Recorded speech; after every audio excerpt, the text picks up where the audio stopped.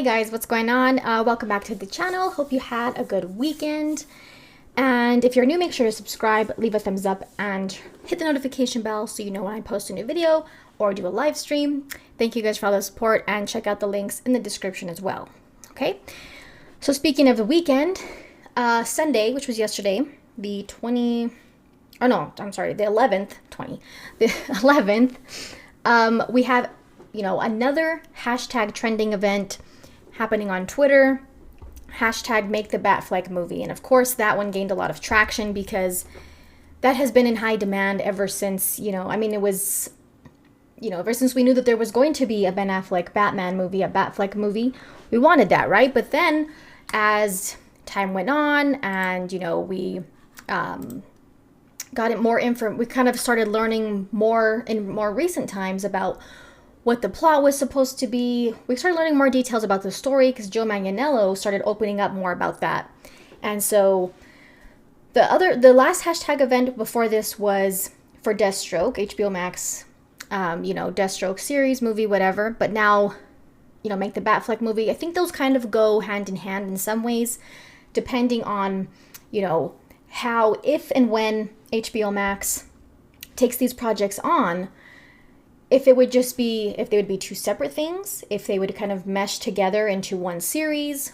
And, I think Jared Leto's Joker is also part of that as well. He seems like he is, optimistic and open to taking that role on, returning to that role after doing Zack Snyder's Justice League, the additional photography, the nightmare scene.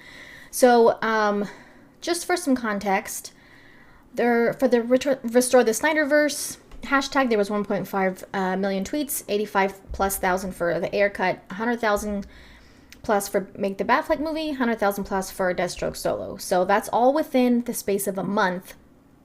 And so it shows, it's just, hashtags talking about it on social media and stuff like that, but it really shows the attention that people are giving to this.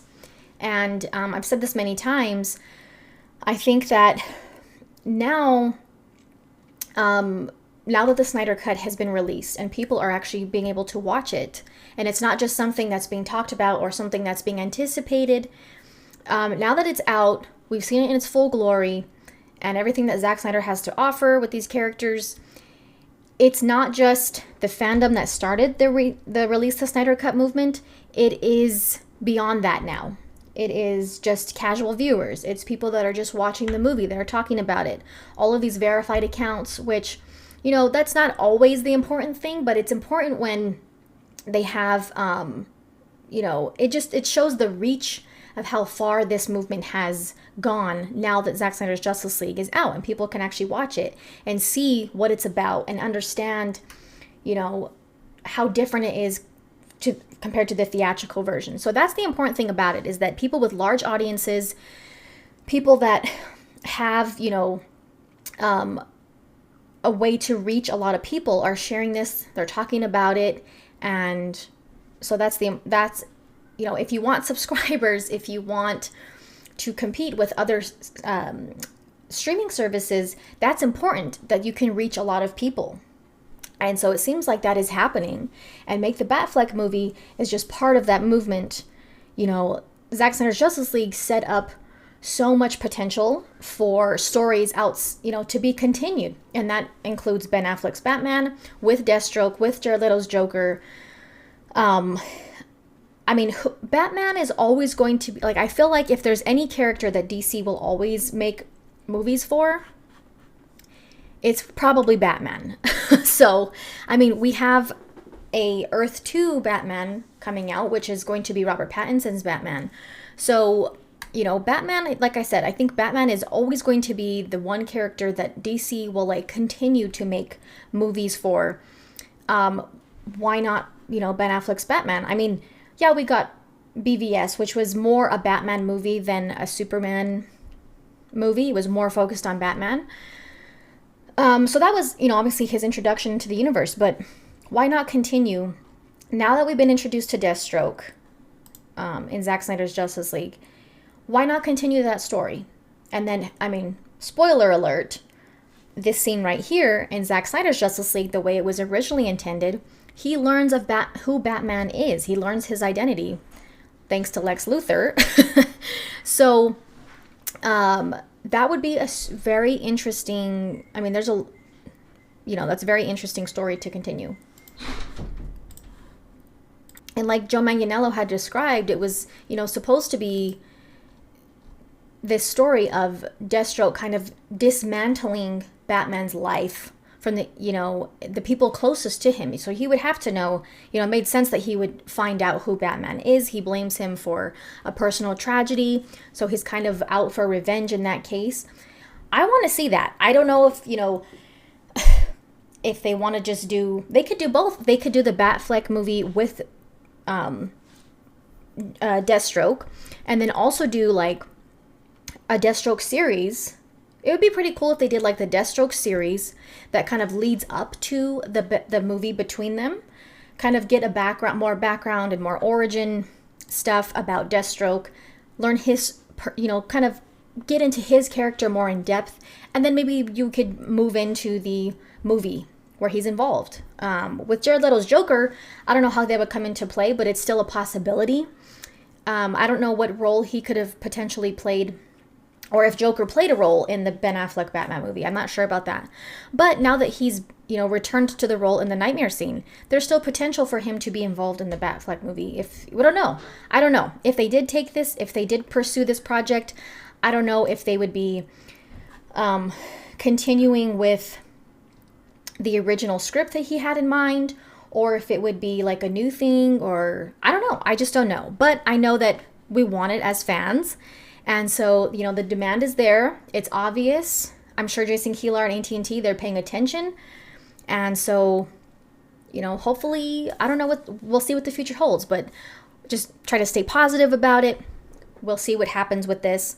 Keep the hashtags going, show your support in a respectful, exciting, optimistic way. And hopefully more good things, are around the corner with this project. And or other projects from the Snyderverse, you know what I mean? Hopefully, yes. I mean, it's obvious that Joe Manganiello is on board. Jared Leto is on board. Ben Affleck, I would say it's likely that he is, because he agreed to do the Flash movie. He agreed to come back for additional photography for Zack Snyder's Justice League. So I don't see why he wouldn't be on board for this. Unless it's just, I don't know, unless things change, unless he just kind of wanted to. But I mean, if he's doing the Flash movie, I don't see why he wouldn't do more future projects with this universe. I know that he did, he stepped down from this movie, but that was more because of what happened with Justice League, and the studio at the time, they were just butting heads about everything. They wanted to change everything about everything. So, I don't blame him for not wanting to continue with it. And it wasn't that he just didn't want to, is that he got to a place in his life. Personally, we know he was really struggling at that time, that it just wasn't healthy for him to continue because of everything that happened with Justice League. And, he kind of started going on this downward spiral in his personal life. Now he's better. We see that he kind of got out of that place.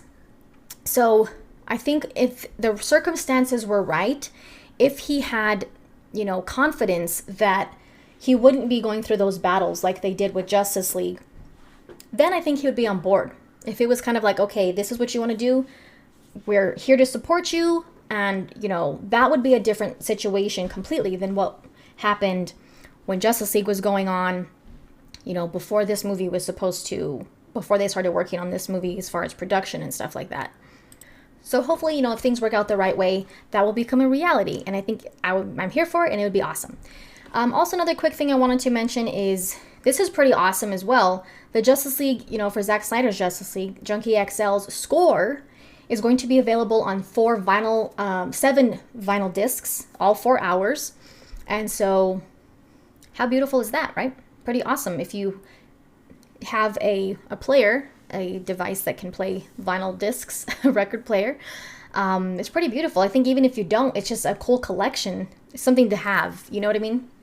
So that's pretty cool to know that they are doing things like this for this movie, and for the people who have worked so hard to make it a complete you make it complete, which is this the score is part of that. Oh, speaking of Zack Snyder, Army of the Dead is trending. There's a new poster, I believe.